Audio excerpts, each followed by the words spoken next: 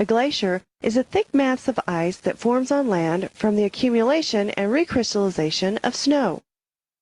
Glaciers are erosional agents that acquire, transport, and deposit sediment. Many diverse places reflect the handiwork of glacial ice, from Cape Cod in Massachusetts to California's Yosemite Valley and the Great Lakes. Thousands of relatively small glaciers exist in mountain areas. Because of their setting, they are called valley glaciers or alpine glaciers.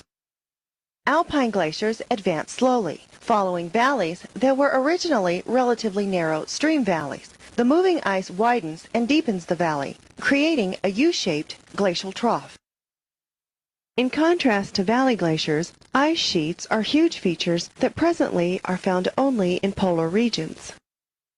In the northern hemisphere, Greenland's ice sheet has an average thickness of 1,500 meters, nearly 1 mile, and covers about 80% of the island. At the South Pole, the Antarctic ice sheet is much larger than Greenland's, covering more than 8 times the area. Antarctica's ice sheet covers an area larger than the conterminous United States and represents 80% of the world's ice and almost 2/3 of Earth's fresh water. The amount of ice on Earth is immense. Overall, glaciers presently cover about 10% of Earth's land area. However, present glaciers only occupy about 1/3 the area they did during the most recent ice age. The formation of ice sheets changes the hydrologic cycle. Water that once returned to the ocean as runoff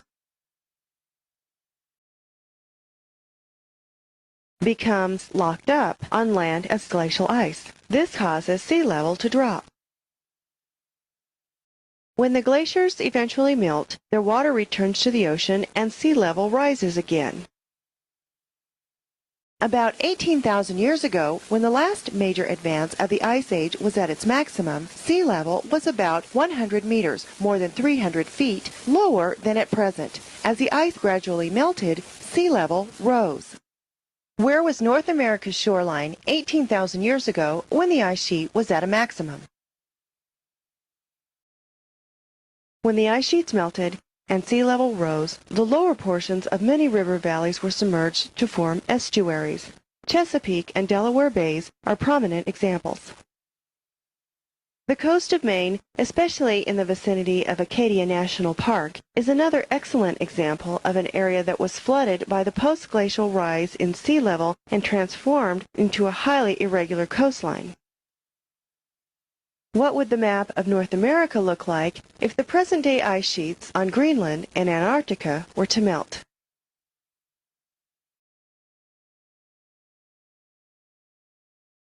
Obviously, the growth and decay of ice sheets significantly influences the hydrologic cycle, sea level, and the configuration of coastlines.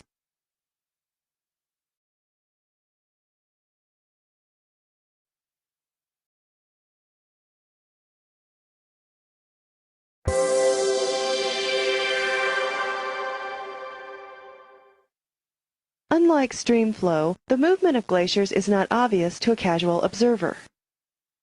A classic experiment from the 19th century demonstrates the movement of a valley glacier. First, markers were placed in a straight line completely across the glacier, and the position of the line was marked on the valley walls. Over an 8-year span, the positions of the stakes were carefully monitored.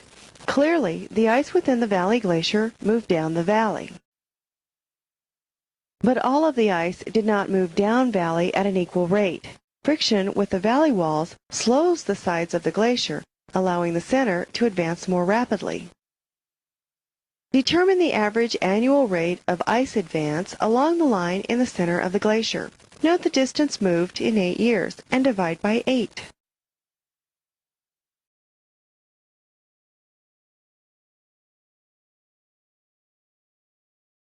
About how far was the glacier advancing per day?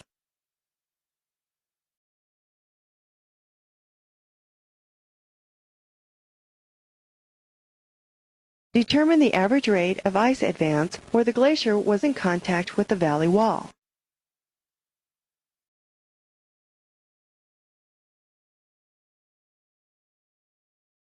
Studies have shown that the margins of some continental ice sheets advance southward at rates ranging from about 50 to 320 meters per year.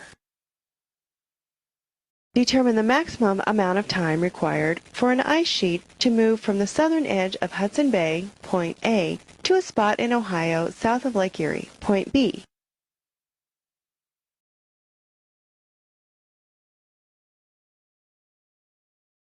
Now calculate the minimum number of years required for an ice sheet to move from point A to point B.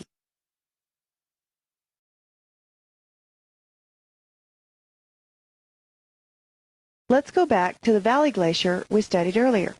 Recall that the stakes proved the ice was gradually moving down valley.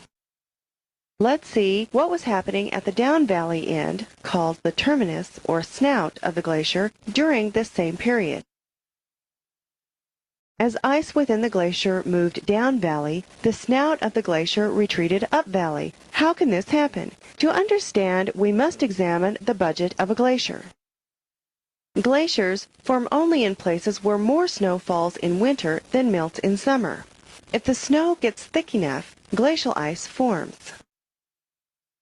The outer limit of the zone of accumulation is defined by the snow line. Above the snow line, the addition of snow thickens the glacier and promotes movement. When enough ice forms, the glacier advances beyond the zone of accumulation. Below the snow line, snowfall cannot keep up with melting, so there is a net loss of ice and snow from the glacier. This is the zone of wastage. Whether the margin of a glacier is advancing, retreating, or stationary depends on the glacial budget, that is, the balance between the accumulation at the upper end of the glacier and loss at the lower end.